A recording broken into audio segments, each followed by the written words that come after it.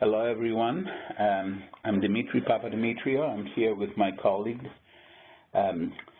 Kate Hooper, and this is a webinar, an MPI webinar on investor visa programs, types, trends, and emerging issues. First, a bit of a housekeeping, if you don't mind. I'm sure that those of you who are on a computer, you can actually see the PowerPoint presentation, and you can follow it step by step. Slides and audio from today's webinar will be available at www.migrationpolicy.org events. And if you have any problems accessing this webinar, contact us at events@migrationpolicy.org or 1-202-266-1929. And when we get to the Q&A period or before, you can use the chat function on the right of the screen throughout the webinar to write questions, or write to events@migrationpolicy.org with your question. So let's hear the two presenters. You know, the old guy is me, and the young person is Kate. Next. This is what we'll be talking about today. I am not going to, to read everything, but essentially we'll talk about different types of investor programs, what are the largest investor visa programs, then we'll discuss a series of 5 investment models, and then we'll have a conversation about why people are more attracted to certain countries than others. The following session will deal with innovations and trends in investor programs, and finally concluding observations. This way, I want you to be prepared. I will do the first session, then Kate will talk about the various investment models, and then I will do the following, the why people are attracted, et cetera, innovations and trends, and sometimes Kate will be interspersing some commentary while I'm not talking. All right, so let's start. We all know, otherwise you wouldn't be registered, you will not have registered to be part of this webinar, that immigrant investor programs are very significant. And fundamentally, they're exchange mechanisms where someone exchanges a significant investment in a destination country in return for residency, rights, or citizenship. And these programs offer different rights to investors who in turn receive different benefits. And the investor programs broadly fall into 2 categories. First one is investing in private sector assets, such as businesses or real estate. This is the most popular option among traditional immigration countries like Australia, Canada, and the United States, which also attract the lion's share of investors. And the alternative, or a second way of doing that, is by giving money to the government in the forms of fees or loans. The design of these programs vary by the type of investment and the requirements that also attach to what it is that the investor must do, and they range from creating or saving a certain number of jobs, which is, a U.S. innovation or invention, as it were, but it has been copied in several other countries. And more recently, we will see that in Australia and Canada, the imposition of language and education requirements on the expectation that a lot of these investors will end up staying, a certain proportion at least of these investors will end up staying in the country in which they invest, and these particular countries are focusing on the integration potential, or the integration ability of these folks into their countries. The second one is the status on offer and whether investors have to live in the country or not.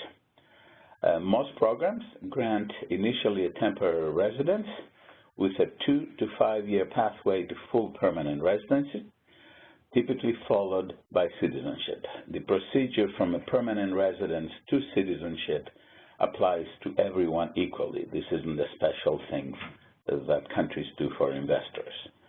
The next item is investors may need to spend a certain period of time in the country in order to extend their stay.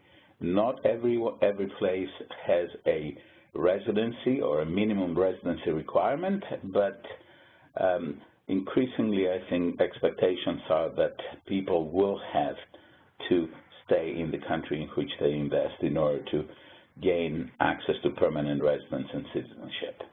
And finally, some countries offer the full Monty, as it were, immediate citizenship and do not require any actual residency.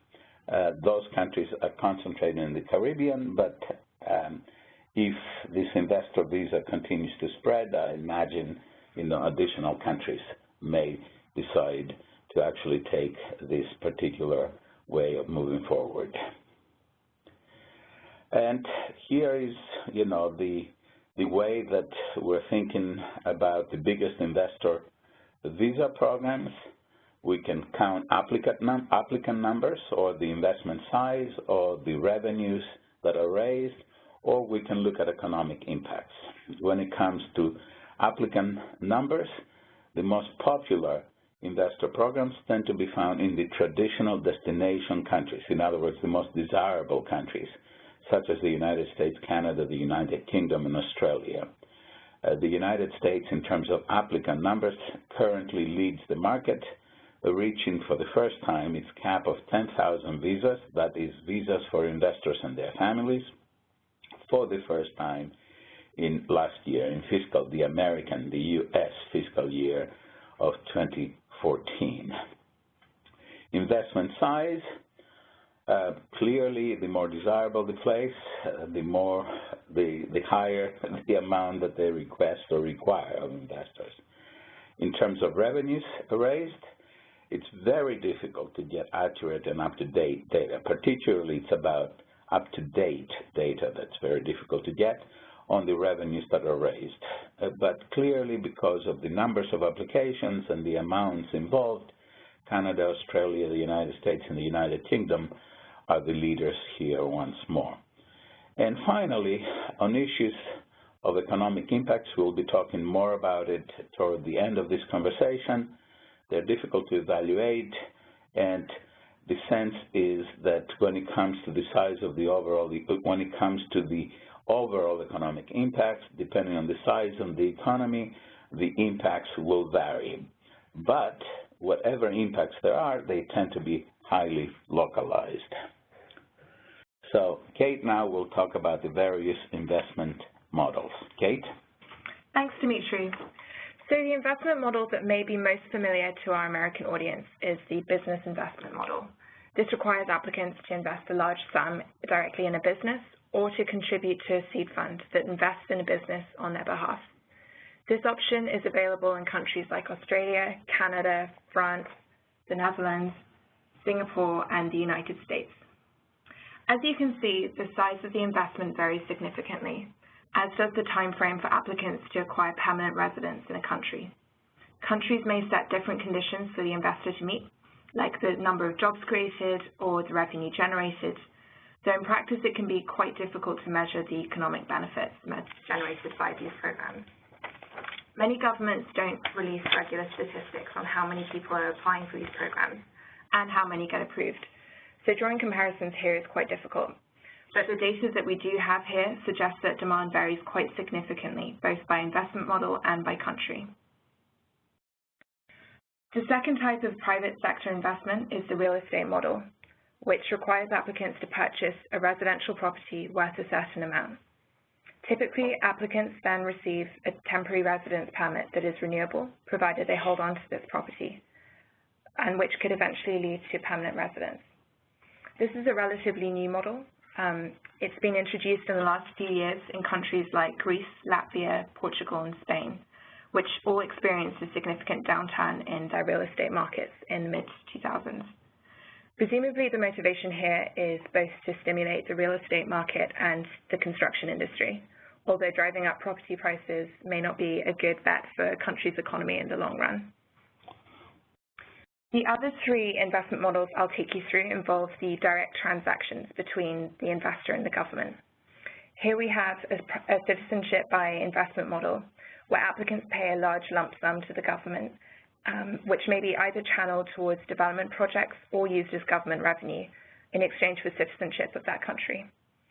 There are long-running examples of this model in countries in the Caribbean and West Indies like Antigua, Dominica, Grenada, and St. Kitts. These nations have used these funds to try and diversify their economies. They invest in public and private projects to try and move away from agriculture towards tourism. Malta's program, as you can see, is much more recent and has proved controversial. When it was initially introduced in 2014, applicants could acquire a Maltese passport for 650,000 euros. But there was backlash both within Malta and the European Commission, which meant that they've subsequently introduced additional requirements like purchasing real estate and government bonds, which pushes up the overall cost of the program to just over 1 million euros. All of these programs typically require little or no physical residence in the country. Another type of investment model asks applicants to purchase special low or zero interest bonds, and they hold these bonds for several years in exchange for residency rights. This is essentially also a payment to the government, but it's less transparently so than the citizenship by investment model. And as applicants receive their investment back after, say, 5 years, this is essentially a loan by the applicant to the government.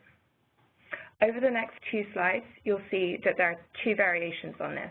You either get the zero or low interest bonds model, which includes examples in Hungary and Ireland and Quebec in Canada, or you get examples in Australia, New Zealand, and the UK, where applicants can purchase regular government bonds.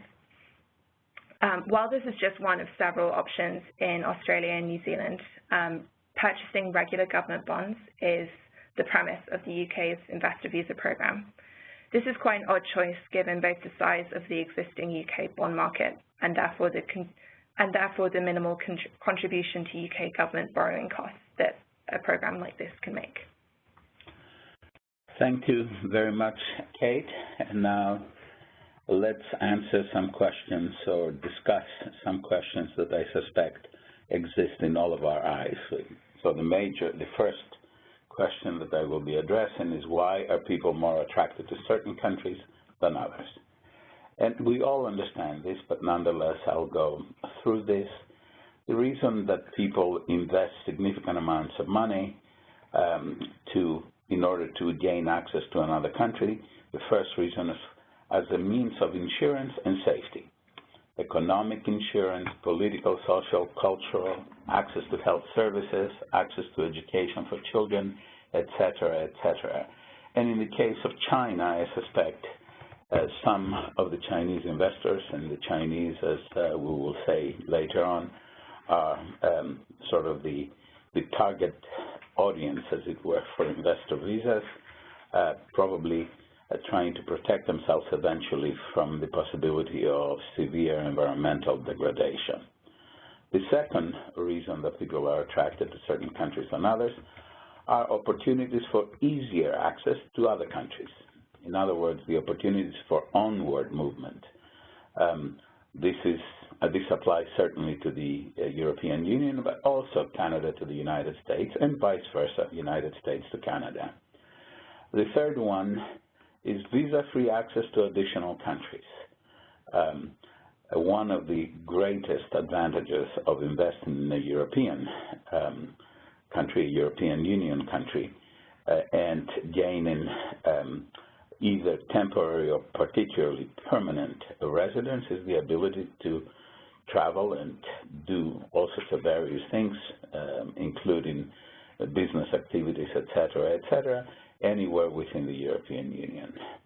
The fourth reason applies to only some cases, but it has to do with bypassing the regular immigration channels.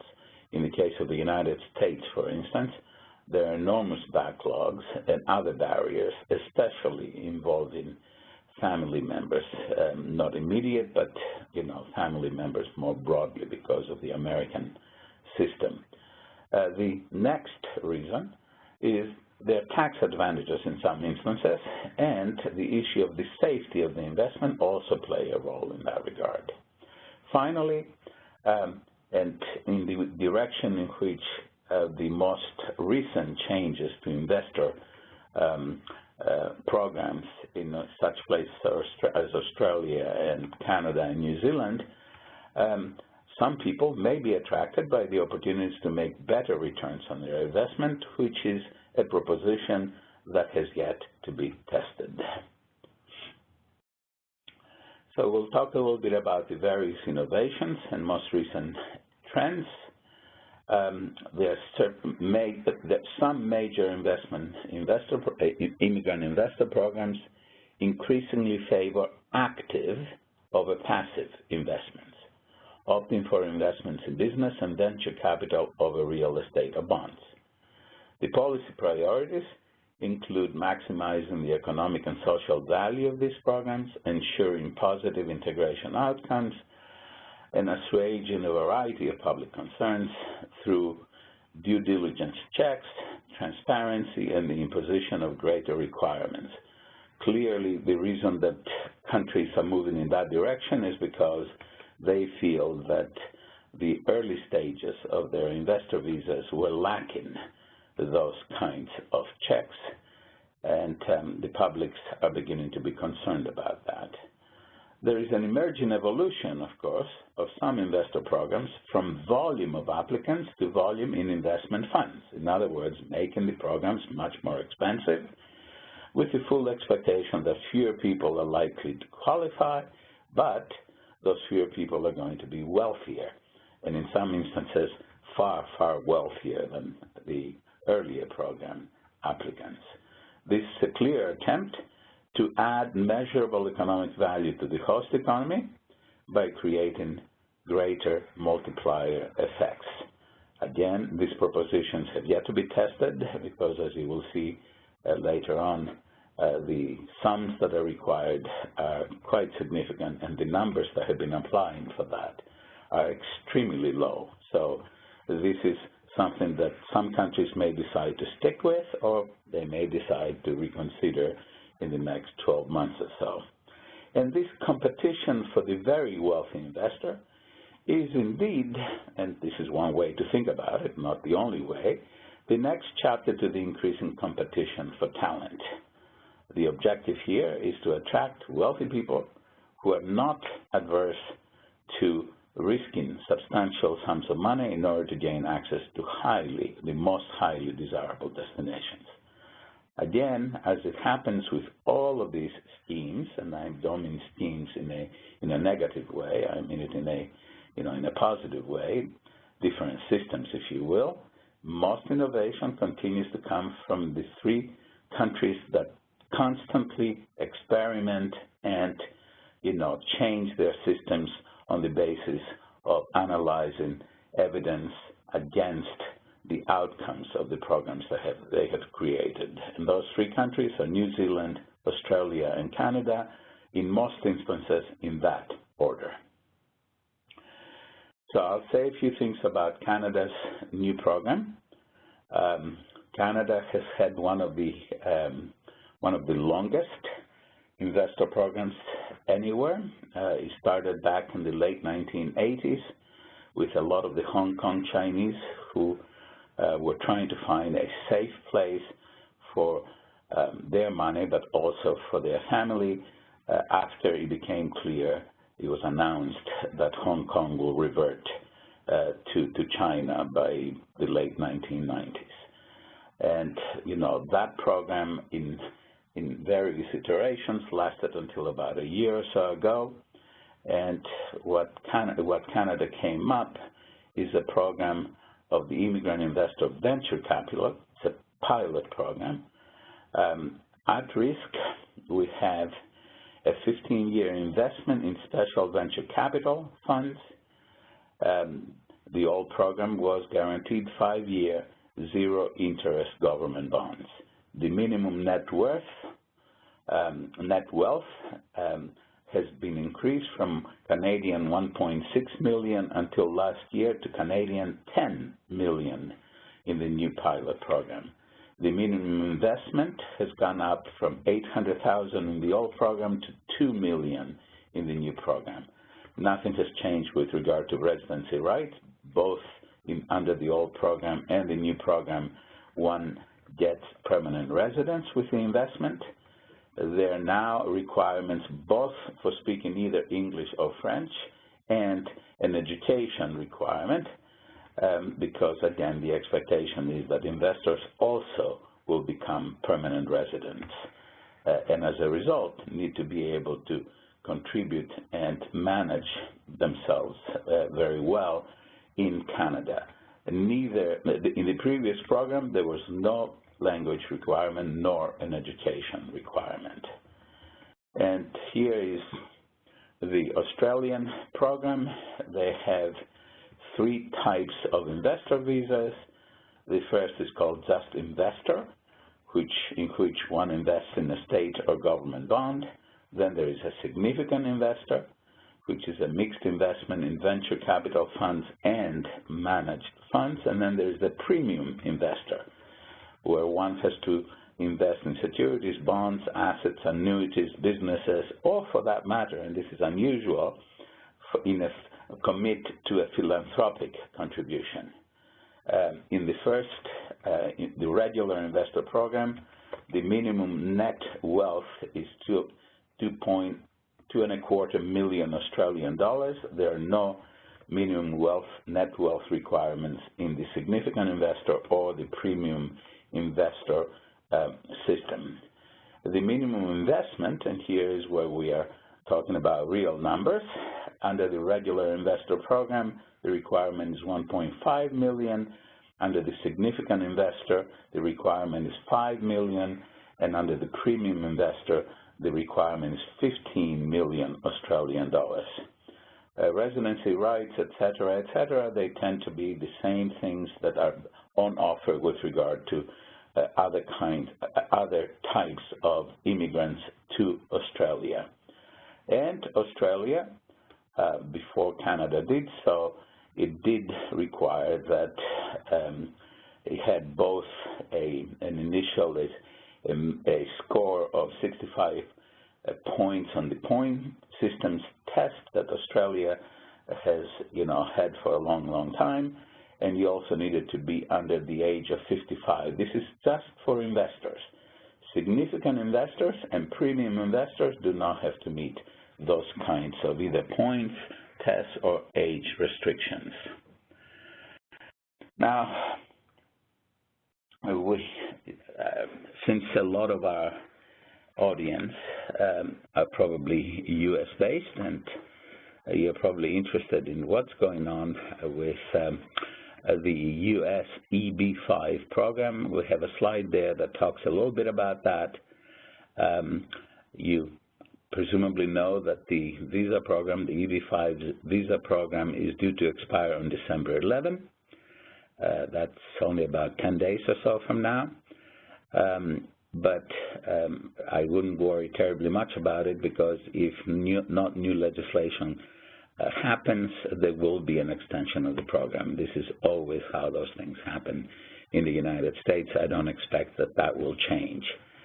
But the way for our non-U.S.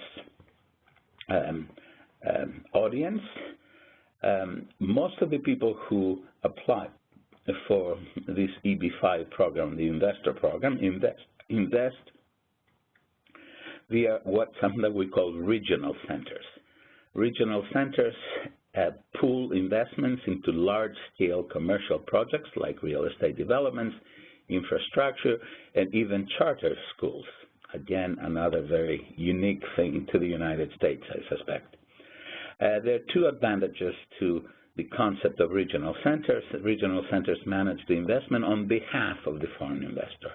And they also count indirectly created jobs. I am not going to go into this directly versus indirectly created jobs beyond to say that the H-1B, the EB-5 program, has always had a number of jobs saved or created requirement. And this was an attempt on our part, going back to the late 1980s, to say that it's not just greed that gets us to that point, but it really does something to the labor market. There have been several bills that have been introduced in the House and Senate to extend or permanently authorize the EB-5 Regional Center Program. The key themes that seem to run across these bills, first of all, and that's something that's quite important for the United States, that there would be additional oversight of regional centers, that the definition of targeted employment area, which is, how much money to invest depending on what the circumstances are in the place, the employment and economic circumstances are in the place in which you will be investing, is likely to be tightened. Currently, the requirement is $500,000 if you're in an area of high unemployment or less desirable, like rural areas. Instead of the $1 million, which is what you have to invest if you're into, if you want to invest in a place like, where there's a very active labor market, where life is perhaps, a bit fancier, et cetera, like big cities, et cetera. And finally, some of these proposals would remove dependence from the cap. As I said earlier, the 10,000 visas includes dependents, which is something that people would like to have it to change it, because that allows a much larger number of principal applicants, of investors, to actually benefit from the EB-5 program. And it's a bunch of concluding observations. Clearly, what we're experiencing is a veritable boom in opportunities to gain access to another country via an investment. And from what it is that we read and hear, more countries are poised to enter that particular game. At the same time, however, more countries are looking to increase measurable economic benefits, and amid rising concerns about who these programs really benefit. This is one of those sort of questions that have been around for as long as these programs have been around, but now, because I guess of the popularity of these programs, more people are asking questions about them. A second observation is the venture capital investments in innovative startups may become the holy grail of investor programs. And the programs to watch in this regard is the startup visa programs in countries like Canada and Australia. It is not clear at this time whether these indeed will become something that everybody would try to emulate, copy, whatever word you want to use, but certainly this is an additional interesting way of thinking about investor programs. And as the third point is, as investor programs and choices grow, the question is, will the investor pool also expand? Again, this is untested. Clearly, these programs are trying to appeal to wealthy Chinese and Russians. Russians are particularly active in Europe, and only a sprinkling of others. And as capital requirements and due diligence efforts and investor risk increase, the question becomes, will investors continue to come? It's unknown at this time. Finally, the next point is, as investor immigration grows, the question becomes, will the host public grow more uncomfortable about what some people call selling citizenship? I'll continue with the overall observations, and I think this is the last thing that you would want to, that you will hear from me before we take questions. As the field of countries offering investor visas becomes more crowded, the risks for host countries will also grow, starting with program integrity issues. I know that this is a very I don't know if it's a very English-speaking kind of a concept, but program integrity is extremely important if you're going to manage complex programs in which people are investing an awful lot of money, and the possibilities for fraud and other kinds of untoward kinds of activities increase. And we see that there are three such risks, that not the only ones, but the ones that are most important. The first one is the reputational risk. If there is not enough due diligence, which may lead to other countries withdrawing, if there is not enough due diligence, it may lead to other countries withdrawing visa-free entry to all passport holders from specific countries, such as Canada did with regard to travel from St. Kitts and Nevis. There is always the fear of the loss of investment because of half-baked or otherwise shady business ventures, which in the case of the United States also leads to the loss of residency rights. And then you have these many unwanted consequences, like overheated property markets that Kate talked about a bit earlier. And this has been a particular concern for Australia and secondarily for Canada so far. And for countries, the final point is for countries that try to pay attention to the integration outcomes of immigration policies.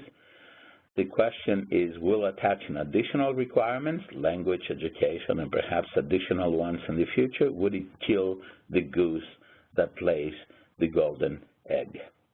Thank you. We'll now,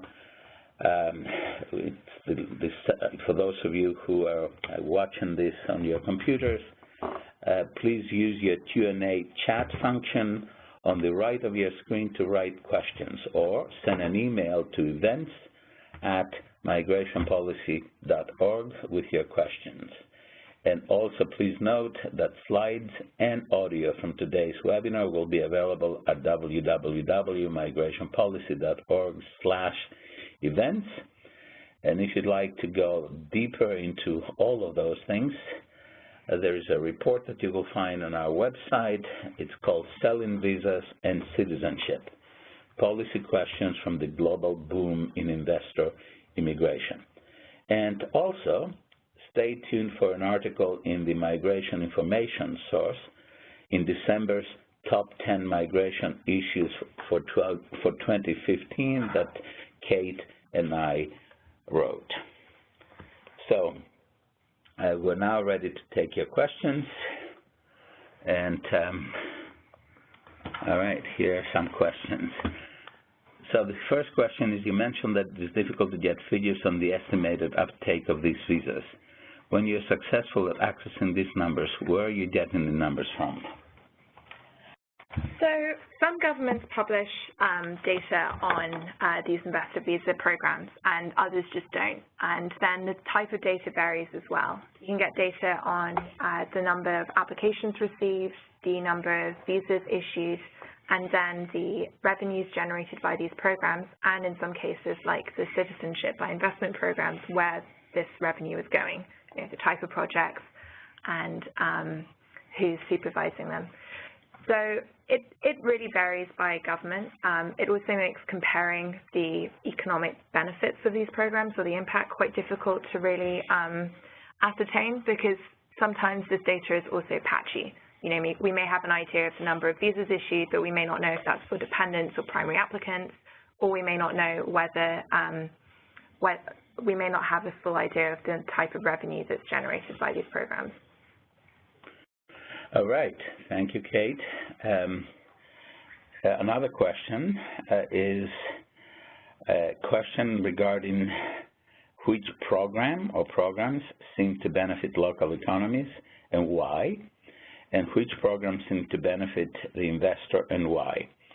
The second part of the second question is, you know, the answer is fairly clear. Investors invest because they have a particular goal in mind, whether it is gaining citizenship or just a residency right or the other things that we discussed during the presentation. They certainly do get all of that. It is the cost that varies. And the cost of the investment, in a sense, is all about how desirable the destination is. The more desirable the destination, the higher the cost, the bigger the benefits to the investor. Now, which benefits seem to benefit local economies? Most of what we understand about the benefits of investor programs are indeed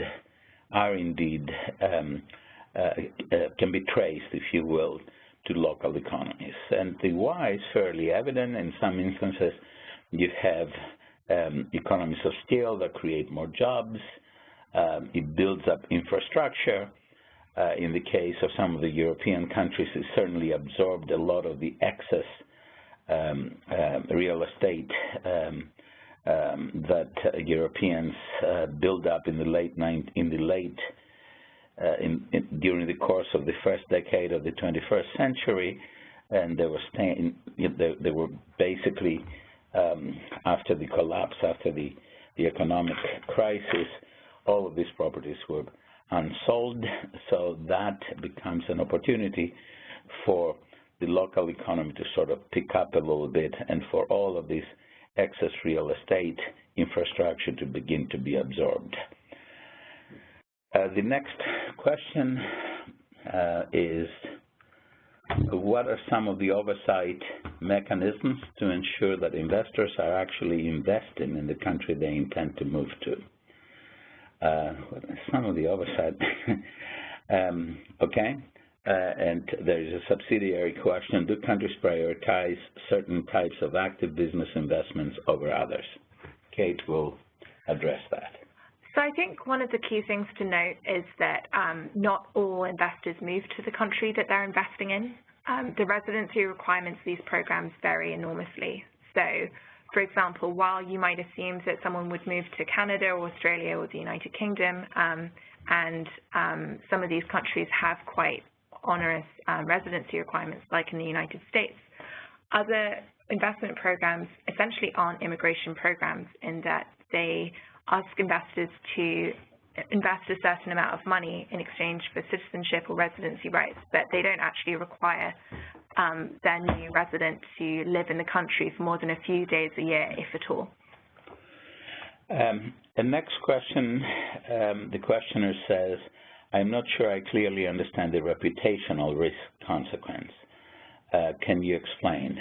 The reputational risk comes as a result of people losing their investments, either through fraud or, in a sense, a systematic or a systemic way in which different investments, are handled, or in the eyes of the public, if the investor programs are simply no more than simply buying citizenship in a particular country. So this is really something that it does create concerns in the public, and certainly it becomes one of the things that legislatures or governments, most governments and legislatures have to worry about, because they certainly do not want to have the impression that somebody is simply buying citizenship. Now, I suspect this is more relevant. This is more relevant for the major countries rather than minor countries. So, if some of the Caribbean or other countries that play in a very significant way now on this particular set of visas, if they don't care about it, then they don't care about a reputation. They don't have a reputation risk. That's, in a sense, the short answer to that. And another question, we have lots, so I'll try to go as quickly as we can, is a question: where are the regional centers?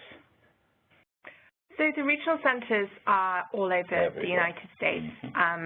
Some are in cities and some are outside of cities. And so as a result, there are interests in reforming these programs from different parties all over the country. So in other words, what we have there is anybody can, create an opportunity for investments at just about anywhere in the United States, as long as there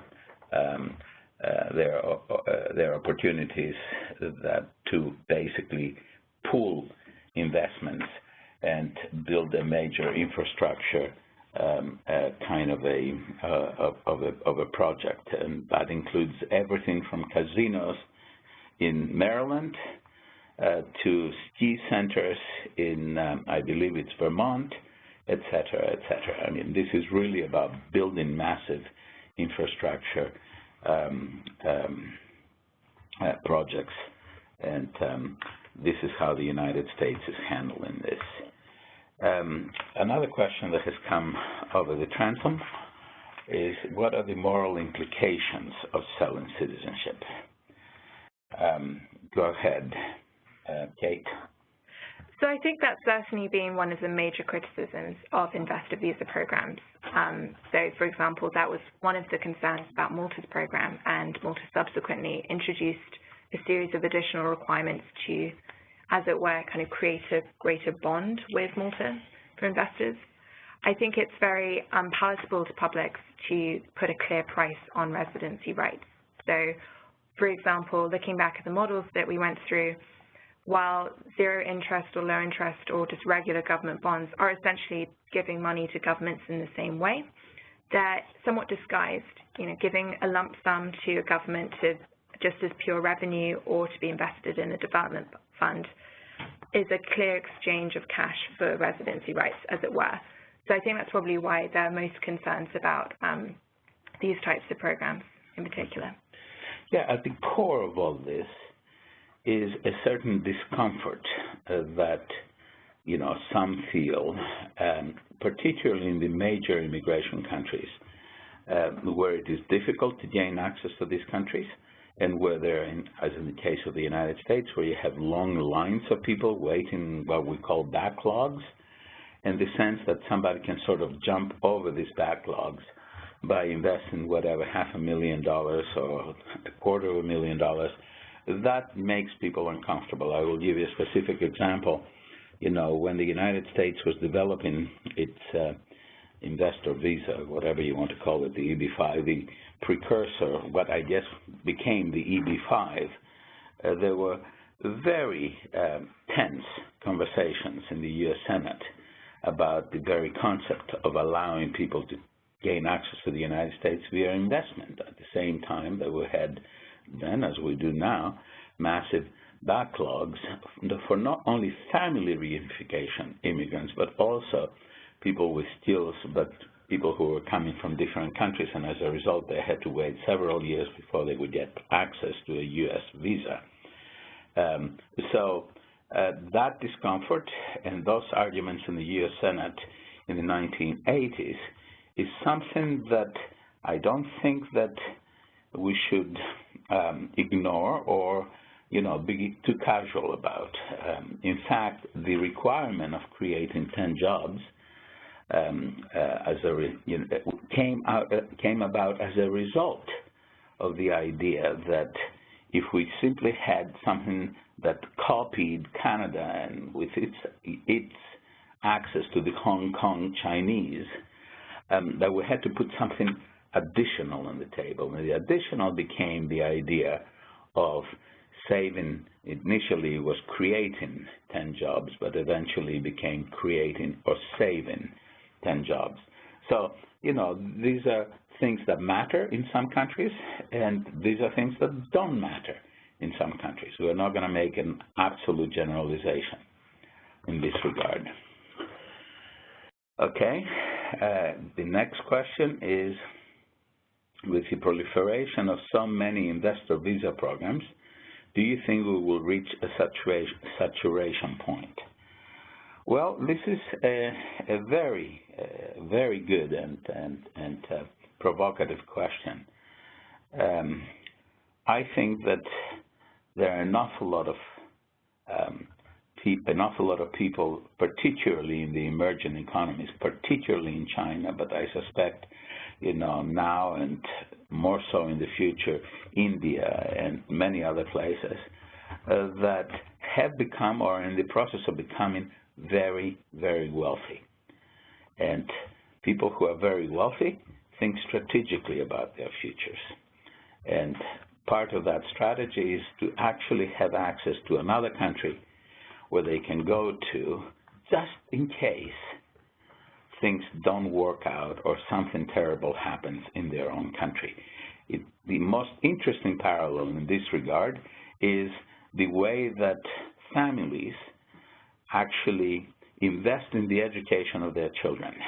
You know, part of the biggest attraction of having their children gain their education in the United States, Canada, Australia, but increasingly in many of the European states, is indeed a part of the same sort of calculus, as it were, the same strategy, which is because so many of these countries now either are talking about or are already offering access to the labor market, which then brings with it permanent, initially temporary, and then permanent residence in these countries, that becomes another way in which, strategically thinking, these folks can actually have an alternative to what it is that is happening in their lives. So we're talking about many more people becoming very, very wealthy. The number will explode. So the only thing I can think is that for the time being, unless we get part of the formula wrong, for the time being, the foreseeable future, next 10, 20, 30 years, we're going to see nothing but greater interest in investor visas. And I suspect this is what, you know, the Australians, the Canadians, and the New Zealanders, you know, are banking on, that there are lots of wealthy people who, once they get accustomed to the idea, the shock of the additional costs for these visas, that they will be likely to say, okay, you know, we can do this. Again, this is speculating, but nonetheless, you asked a very good question. Now, there's another question. That's a long one, so I haven't read it. It's not that easy. Can you speak about how the EB-5 program compares to other countries in terms of benefits to country, efficiency, and competitiveness? It continues. This is a very long question with lots of question marks. Yeah, maybe we should just break it into, you know, this first two, and then I'll continue later on. It looks like a three-parter. So you go ahead. Sure. So I think the EB-5 program has probably the largest demand of any investor visa program at the moment. So it really leads the market. But it's quite unique in some ways. I mean, particularly in terms of the regional center program and the way in which you can indirectly create jobs and the job creation requirements. So I think that drawing comparisons directly is quite difficult. Certainly, it's one of the most competitive programs. They reached the cap in fiscal year 2014, and we've now seen a delay in processing of applications for certain nationals from China, for example, which speaks to the high demand for this program. In terms of job creation, to my knowledge, this is one of the most onerous programs in terms of the number of jobs that are created. Although the indirect creation of jobs is something that we don't see in other programs. Thank you, Kate. Let me add some things. You know, here today, I think I'm the in-house historian. So since I had something to do with the 1990 Act that created all these EBs and the EB-5, I think that that we're looking at the fact that in 2014 we reached, that 10,000 limit. If we just go back a few years, we wouldn't even have approached that limit. And if we go back to the 1990s, in late 1990s, the program was almost killed by then the Immigration and Naturalization Service. And all along, from the beginning of this program and drafting the regulations for that program, at the time I was in the Department of Labor, it was very clear there were clear concerns in the administration, in the government, about fraud, people losing their money, concerns about where that money came from. In other words, people were concerned about money laundering, and the issue of creating 10 jobs or saving jobs, and the very fact that at the end of 2 years you have to demonstrate that you have done so, and only then can you have a provisional status turn into a permanent immigration status, a green card, etc. It reflects both the concerns that typically the United States has about these issues, and also about a bit of a discomfort, the discomfort that we have had with that visa. Now, the greatest invention, if you will, and the one that allowed the numbers to grow from a few hundred to about 1,000 to a little over 1,000 to something in the 3,000 or 4,000 to 10,000 is this invention, of the regional centers. In other words, this is what allowed people to bundle their investments, to create and feed into all of these ambitious infrastructure projects, and to be able to have indirect ways of counting the jobs created and or saved, etc. As to whether the second part of the question is whether the United States should consider instituting a higher investment requirement like Australia. Is the demand high enough? Before I say that we should do this, I'd like to see what happens with these very ambitious Canadian and Australian programs. And Kate is shaking her head, which means she agrees with me. She doesn't often agree with me. So let's find out whether people are getting used or will get used to the idea of really putting real money on the table. And if that is the case, I am sure someone in the U.S. Congress will say if the Canadians can get all of these people to pay 10 million Canadian dollars, or Australian to get all these people to pay $15 million, why don't we create something that increases the investment requirement, possibly in parallel with the existing system? In other words, create perhaps a third category, the $500,000, $1 million, then maybe $5 million. Again, highly speculative.